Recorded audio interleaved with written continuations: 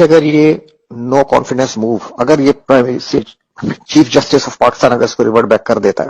اور اس کو ریسٹور کر دیتا ہے اور اگر ہم نو کانفیڈنس موو میں ہم چلے جاتے ہیں اور ڈیفینیٹلی گورنمنٹ ہار جائے گی، تو اس کا مطلب ہے کہ ہم نے فورن انٹروینشن کو سپورٹ کیا، فورن ایگریشن کو ہم نے سپورٹ کیا ہے اور اپنی سٹنگ گورنمنٹ کو ہم نے ہٹا دیا، ہم نے رجیم چینج کا حصہ بن گئے۔ اس کا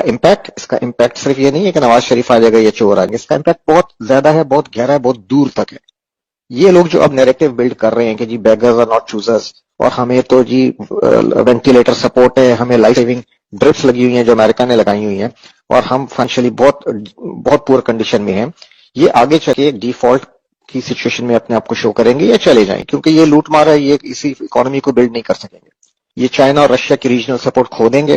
اور پھر یہ اکنامک انسٹیبلٹی اور ڈیفالٹ میں چلے جائیں گے۔ پھر یہ کہیں گے کہ جی اب ہمیں World Bank, I M F اور انٹرنیشنل کمیونٹی سے ہمیں آفر ہے کہ ہم اگر نیوکلیئر ایسٹس اپنے تلف کر دیں پیسفلی تو ہمیں جو ہے انٹرنیشنل سیکورٹی گارنٹی دی جائیں گی اور ہمیں جو ہے کیا کہتے ہیں ہمارے سارے لونز معاف کر دیے جائیں گے، اور پھر ہمیں اس کے بدلے کافی فائنینشیل ایڈ کی آفرز ملیں گے، اور پھر یہ دوبارہ بولیں گے کہ بیگرز آر ناٹ چوزرز، ہم کسی سے لڑنے نہیں آئے، ہم انڈیا سے تعلقات چاہتے ہیں، ہم نیبر میں ریجن میں فرینڈلی کنٹری کی طرح رہنا چاہتے ہیں، ہم عوام کو پڑھانا چاہتے ہیں، ہم عوام کو صحت دینا چاہتے ہیں، اور کراپ جو یہ بولتے رہے اور یہ لوٹتے رہے، یہ وہی دوبارہ آپ کو بیچ راگ باشن، اور ہم اپنے نیوکلیئر ایسس گیو اپ کر دیں گے، کیونکہ اس وقت ہمارے پاس کوئی آپشن نہیں ہوگی اور ہم پہ بہت انٹرنیشنل پریشر ہوگا اور آپ کی اپنی گورنمنٹ سٹنگ گورنمنٹ اس کو سپورٹ کرے گی۔ ٹھیک ہے، اس وقت کوئی آرمی چیف چاہے کرنٹ آرمی چیف ہو یا کوئی غیرت مند آرمی چیف ہو، کوئی نہیں اٹھ سکے گا، اور آپ نیوکلیئر ایسٹس اپنے ڈیفینڈ کریں گے، انٹرنیشنل جو مانیٹرنگ ایجنسیز ہیں وہ آئیں گی اور آپ کے ہی اپنی انٹرنل سپورٹ کے ساتھ یہ نیوکلیئر ایسٹس کو ریموو کر دیں گے، جیسے یوکرین ہوا۔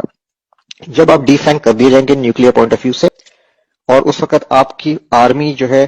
پوری رسپیکٹ اپنے لوگوں میں آلریڈی کھو چکی ہوگی، جو انفارچونیٹلی یہ ہوتی جا رہی ہے اور کافی حد تک کھو چکی ہے۔ جب آرمی کو اپنی عوام کی سپورٹ ختم ہو جائے گی، جب عوام کا اپنے ملک پہ سے اس وقت تک اعتبار ختم ہو چکا ہوگا، ویک ہو چکے ہوگے، انڈیا کے آگے ہم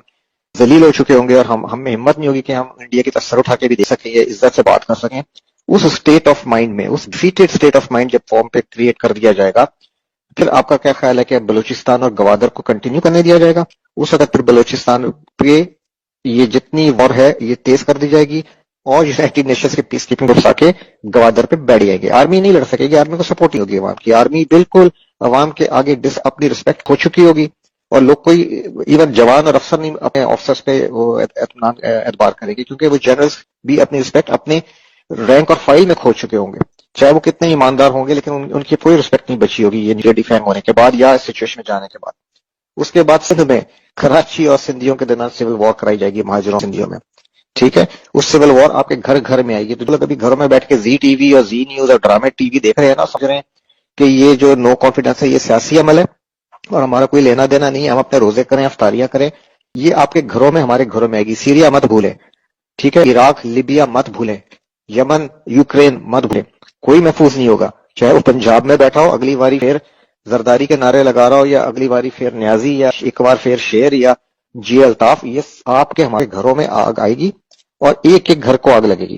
ٹھیک ہے، اور آپ کے اتنے حصے بکھرے ہوں گے، اور یہی لوگ